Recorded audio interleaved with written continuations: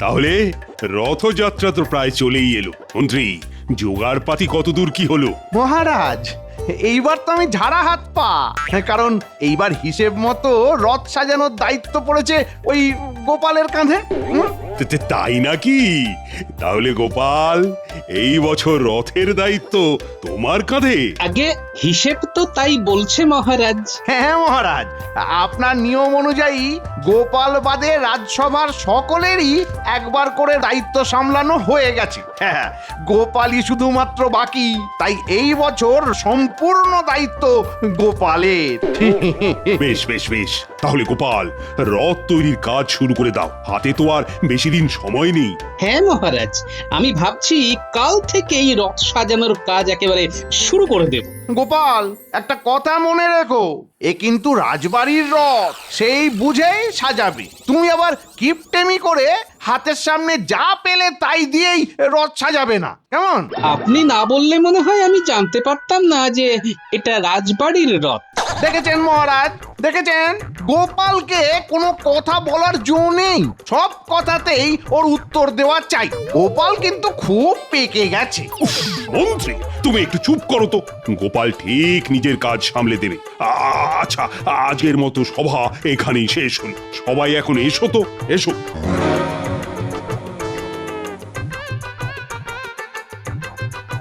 না না, হাতে আর বেশি সময় নেই, যা করার এই কয়েকটা দিনের মধ্যেই করতে হবে। কিন্তু একা হাতে এত কাজ সামলানো তো মুশকিল হয়ে যাবে।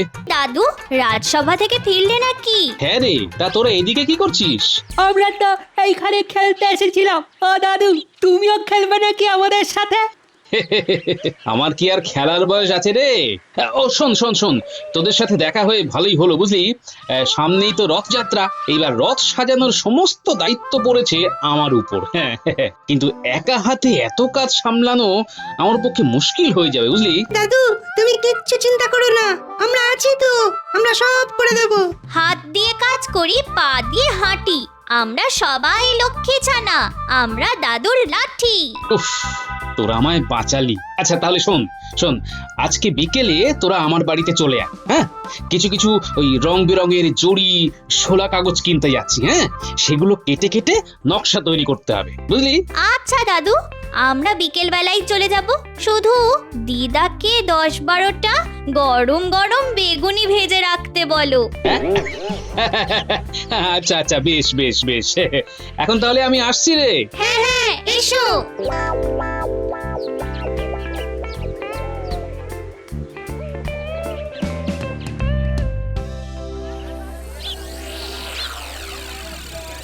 বলো গোপাল দাদা, কি লাগবে? আমাকে ওই 10খানা মতো শোলা আর গোটা কিছু জরির প্যাকেট আর ওই 10-12টা মতো কাগজের মালা আর 10টা রঙিন কাগজ দে। আচ্ছা গোপাল দাদা, দাঁড়াও, দিচ্ছি। দেখিস জিনিসগুলো যেন একদম ভালো হয়। রাজবাড়ির রথ সাজানো হবে কিন্তু, সেই বুঝে জিনিস দিবি, ঠিক আছে? আরে গোপাল দাদা, তুমি চিন্তা করো না, আমি একদম ভালো জিনিসই দেবো। এই দেখো। হ্যাঁ হ্যাঁ, কই দেখি দেখি। একদম ভালো জিনিস, খাসা জিনিস, তুমি নিয়ে যাও। দেখবে এটা দিয়ে যখন রথ সাজাবে, সবাই একেবারে চমকে রথের দিকে তাকিয়ে থাকবে। বুঝলাম।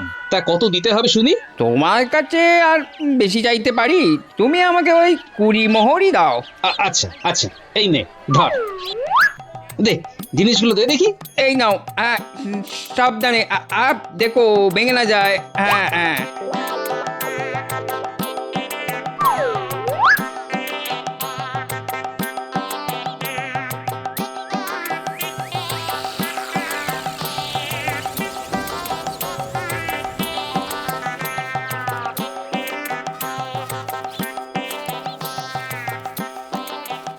ওই গিনি, কোথায় গেলে গো?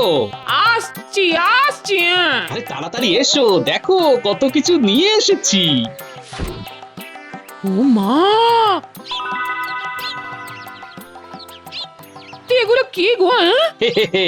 এখানে জড়ি, রঙিন কাগজ, কাগজের মালা আর শোলা আছে। হ্যাঁ গো, এইগুলো দিয়ে কি হবে? আরে এই বছর তো রাজবাড়ির রথ সাজানোর দায়িত্ব আমার উপর পড়েছে, তাই এগুলো কিনে আনলাম রথ সাজানোর জন্য। ও মা, তুমি রথ সাজাবে? হ্যাঁ গো, তুমি একা পারবে? হ্যাঁ? একা না তো আমার নাতি নাতনিরা আসবে আমাকে সাহায্য করতে।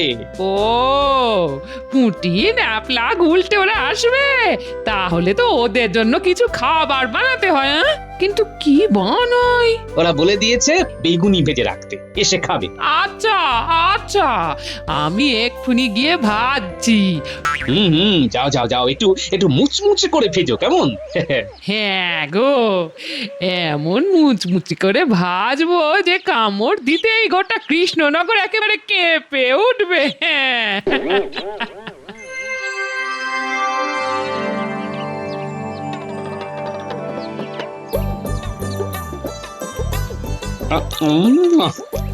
ও কি সুন্দর ফুরফুরে হাওয়া দিচ্ছে রে। এই ফুরফুরে হাওয়ার সাথে এই মুড়মুড়ে বেগুনি, এক কথায় অসাধারণ। অগিন্নি, আরো কয়েকটা বেগুনি দিয়ে যাও তো।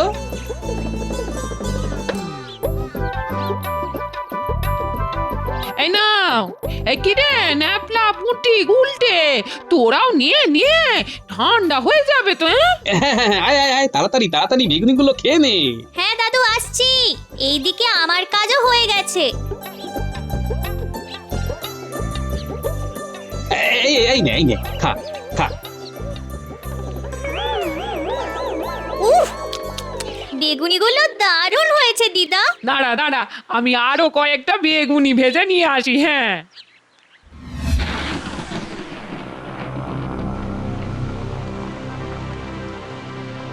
আরে একি একি একি, এই, বৃষ্টি চলে এলো যে। হায় হায় হায়, সব যে ভিজে গেল।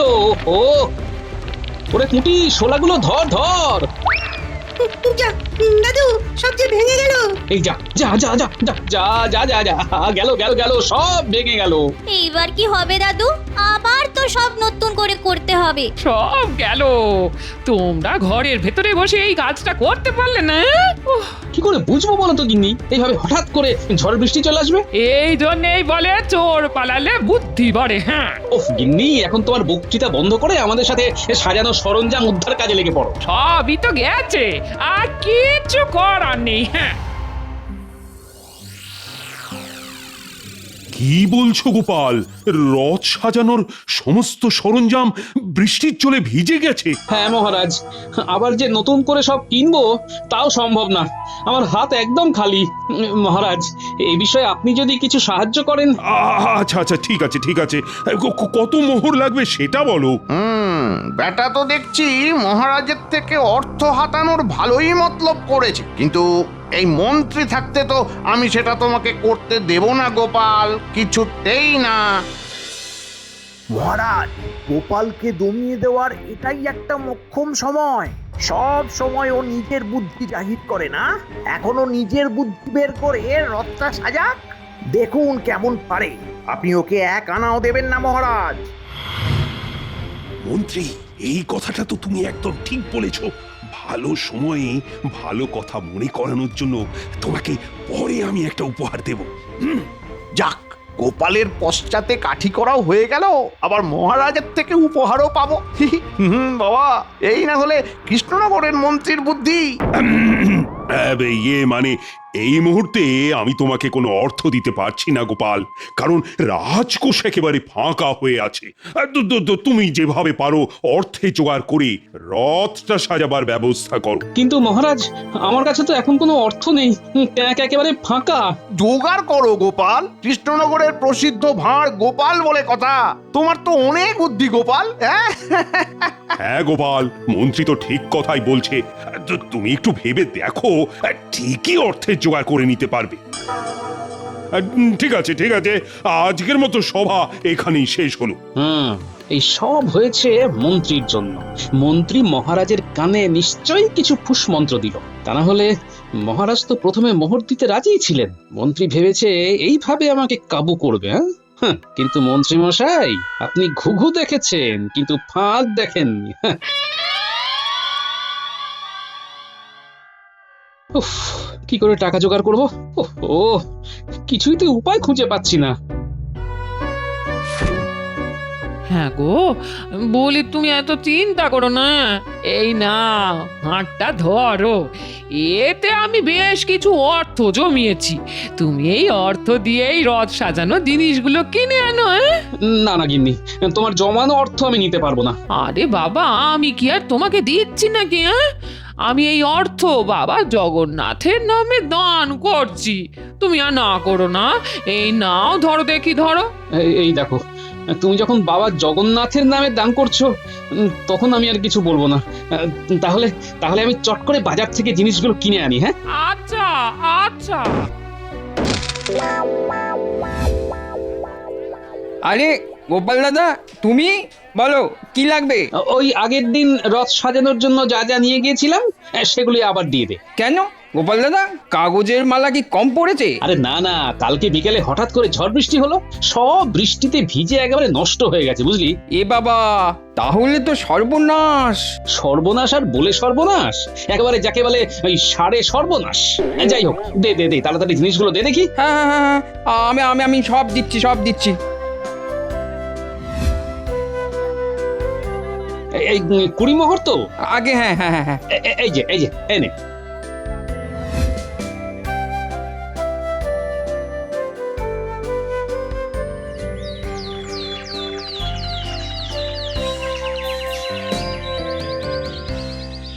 ইস, এই বুদ্ধিটা যদি আগে করতে, তাহলে আর এই সর্বনাশটা হতো না। হ্যাঁ, ঠিকই বলেছো গিন্নি। দাদুর আর কি দোষ? কাগজগুলোর ওপর বৃষ্টির জলগুলো পড়েই তো সর্বনাশটা হলো। জল, এই জলই যখন এত বড় ক্ষতি করলো, তখন এই জল দিয়ে এই জল তোলার থুরি মোহর তোলার একটা বন্দোবস্ত করতে হবে। হ্যাঁ, কি গো দাদু, কোথায় হারিয়ে গেলে? কিছু বলছিস নাকি? বলছি, কোথায় হারিয়ে গেছিলে? তখন থেকে ডাকছি। দাদু নিশ্চয়ই মাথা থেকে কোনো বুদ্ধি বের করছিল। তুই একেবারে ঠিক ধরেছিস ন্যাপলা। শোন, আমার মাথায় একটা বুদ্ধি এসেছে। কি বুদ্ধি? কি বুদ্ধি? শোন তবে। রে, পারবি তো? এটা তো আমাদের যাকে বলি ওই বাঁ হাতের খেল দাদু। তুমি দেখো শুধু আমরা কাজটা কিভাবে করি। তাহলে ঠিক সময়ে কাজটা করে ফেলবি। একদম, তুমি নিশ্চিন্তে থাকো দাদু, কাজটা একদম ঠিক সময়ই হয়ে যাবে। মন্ত্রী মশাই, গোপালের বুদ্ধি দেখতে চেয়েছিলে না? এবার দেখবে গোপাল কি করতে পারে। নে নে নে, এখন আবহাওয়া ঠিক আছে, আমরা কাগজপত্র কেটে চল এবার রথটা তাড়াতাড়ি সাজিয়ে ফেলি। হ্যাঁ হ্যাঁ, চলো চলো। হ্যাঁ গো, এই ভর দুপুরে চললে কোথায়? এই তো খেয়ে উঠলে, একটু বিশ্রাম নিয়ে তারপরে যাও। এখন তো রথ টানার অনেক দেরি আছে। না না, এখন বিশ্রাম নিলে চলবে না গিন্নি, অনেক কাজ আছে। তোমার মাথায় যে সারাদিন কি ফন্দি ফিকির চলে, সেটা একমাত্র তুমি জানো। হ্যাঁ, ঠিক আছে ঠিক আছে, আমি আসছি, বুঝলে? এমনিতে অনেক দেরি হয়ে গেল। সূর্য অস্ত যাওয়ার আগেই পুটির মাকে নিয়ে রথবাড়ির মাঠে চলে যাও, ওখান থেকেই রথ টানা হবে, ঠিক আছে? হ্যাঁ হ্যাঁ, আমি ঠিক সময় চলে যাব। হ্যাঁ,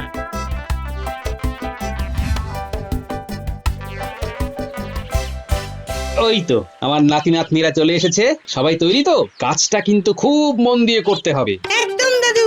আর পুটি, পুকুরের পাঁক থেকে পচা কাঁদা এনেছিস তো? এই যে দাদু, একেবারে বালতি ভর্তি করে নিয়ে এসেছি। বেশ বেশ বেশ, তবে খুব সাবধানে কাজটা করতে হবে কিন্তু। তুমি কিচ্ছু চিন্তা করো না, আমরা এই সব কাজ করে করেই তো বড় হলাম। হাত একেবারে পাকা হয়ে গেছে। তাহলে আর দেরি করে লাভ নেই, তোরা তোদের গন্তব্যে পৌঁছে যা, আমিও আমার আসল জায়গায় পৌঁছে যাই। হ্যাঁ হ্যাঁ দাদু, ঠিক আছে ঠিক আছে। রাজবাড়িতে তো ঢুকে পড়লাম, এবার স্নানাগারের দিকে যাওয়া যাক।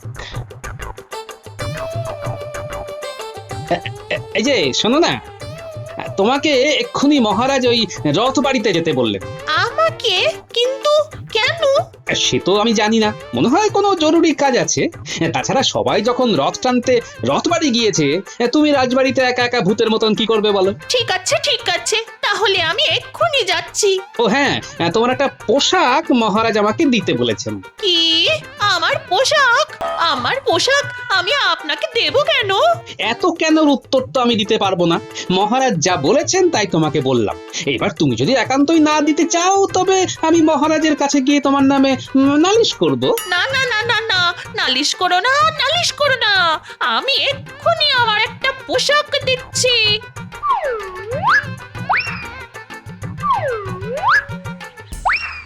যাক, পোশাক পেয়ে গেছি। এইবার তাড়াতাড়ি পোশাকটা পরে নি। এই পোশাক পরে গিন্নির সামনে দাঁড়ালে গিন্নিও আমাকে চিনতে পারবে না।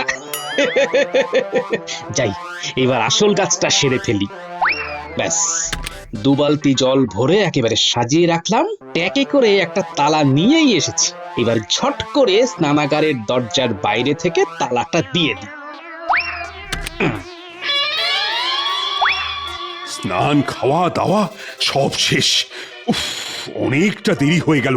না, এইবার তাড়াতাড়ি রথ বাড়ির দিকে যেতে হবে।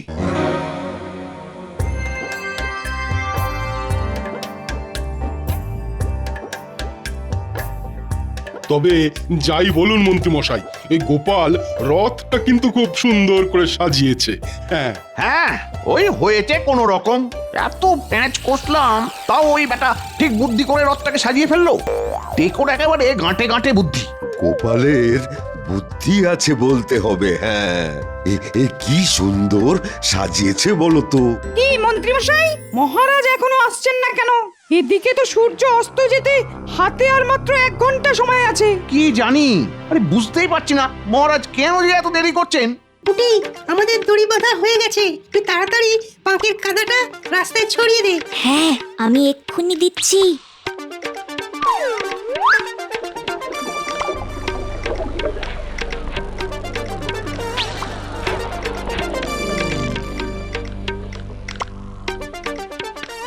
কাজ শেষ।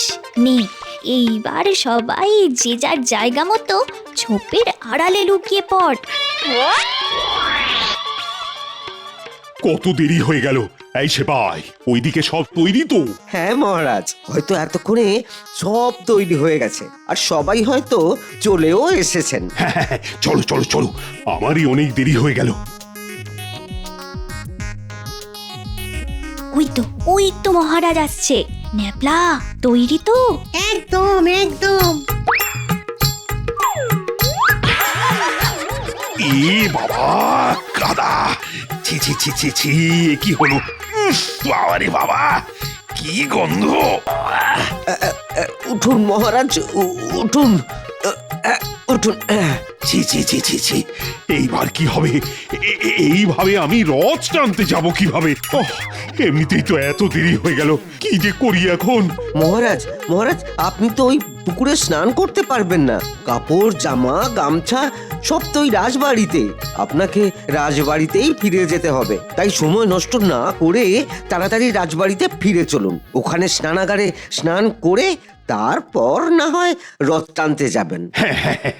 তুমি ঠিকই বলেছো সেপাই, এই কাদা নিয়ে তো আর রথ টানতে যেতে পারি না। চলো চলো, রাজবাড়িতেই ফিরে যাওয়া যাক। ওদিকে সূর্যাস্ত হয়ে গেলে তো রথ টানা শুরু করা যাবে না। বাবা, কি গন্ধ! আমাদের কাজ শেষ। এই কারা যেন পালিয়ে গেল। বাচ্চাগুলো মনে হচ্ছে। সে কি, তার মানে ওই ছোট ছোট ছেলেগুলো আপনার সাথে এই রকম মজা করলো? একবার বাগে পাই, বেটাদের আচ্ছা করে ব্যবস্থা নেব। চলো চলো সেপাই, তাড়াতাড়ি পা চালিয়ে চলো। মহারাজ এখনো আসছেন না কেন? ঠিক আছে, আমি বরং একবার গিয়ে দেখি। হ্যাঁ হ্যাঁ হ্যাঁ, আপনি বরং একবার রাজবাড়িতে গিয়েই দেখুন মহারাজের এত দেরি হচ্ছে কেন। ঠিক আছে ঠিক আছে, আমি আসছি। যাই, তাড়াতাড়ি করে স্নানটা করে ফেলি। এ কি, স্নানাগারের দরজায় তালা কেন? দাসী, দাসী! এ কি মহারাজ, আপনার এই অবস্থা হলো কি করে? সেপাই বলল আপনি নাকি কাদায় পড়ে গেছেন। আর বলো না মন্ত্রী, রাস্তা দিয়ে হেঁটে হেঁটে যাচ্ছিলাম, এদিকে স্নানাগারের দরজা তালা দিয়ে বন্ধ। ওহ, এবার আমি কি করব? ওইদিকে রথ টানার শুভ সময়ও তো পার হতে চললো। ঠিক সময়ে রথের দড়ি না টানতে পারলে অনিষ্ট হয়ে যাবে। আর এই কথা বলেছেন পণ্ডিত মশাই। মহারাজ, কিছু একটা করুন। আরে কি করব, কিছুই তো বুঝতে পারছি না। কি করে এই সমস্যার সমাধান করব?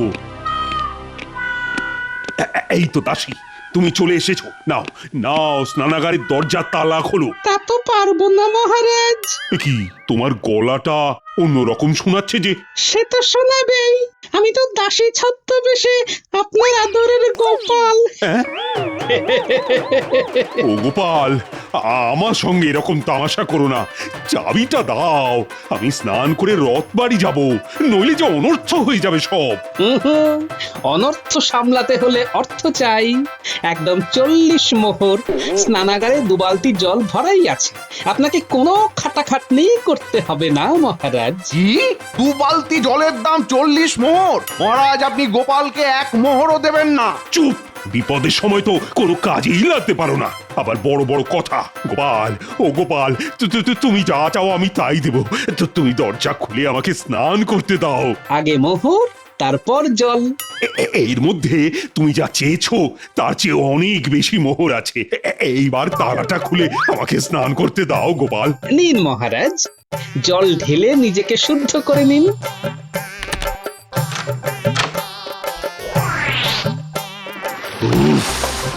শান্তি। আর সময় নেই, এর মধ্যে মহারাজ না আসলে এই রথযাত্রা অসম্পূর্ণ থেকে যাবে। সবাই তো সেই কখন এসছে। চিন্তা নেই, চিন্তা নেই, মহারাজ চলে এসেছেন। আরে ওই তো মহারাজ চলে এসেছেন, সাথে মন্ত্রী মশাই, গোপাল দুজনেই আছে দেখছি। আমি সবার কাছে ক্ষমা চাইছি, একটু দেরি হয়ে গেল। মহারাজ, হাতে আর বেশি সময় নেই, তাড়াতাড়ি তাড়াতাড়ি রথের দড়িতে টান দিন, শুভ সময় যে পার হতে চললো।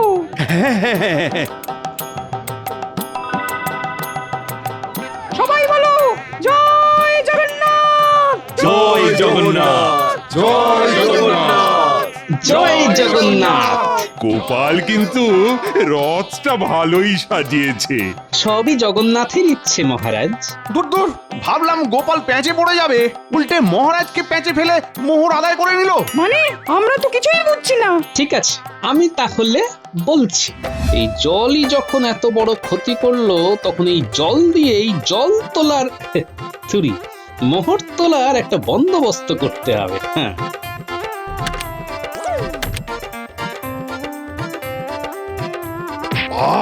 কাদা, কি করে এই সমস্যার সমাধান করব? এই তো দাসী, নাও স্নানাগারের দরজা তালা খোলো। আপনার আদরের গোপাল। তুমি দরজা খুলে আমাকে স্নান করতে দাও। আগে মোহর, তারপর জল। এইবার তালাটা খুলে আমাকে স্নান করতে দাও গোপাল। নিন মহারাজ, গোপালের বুদ্ধি আছে বটে। সবই জগন্নাথের ইচ্ছে।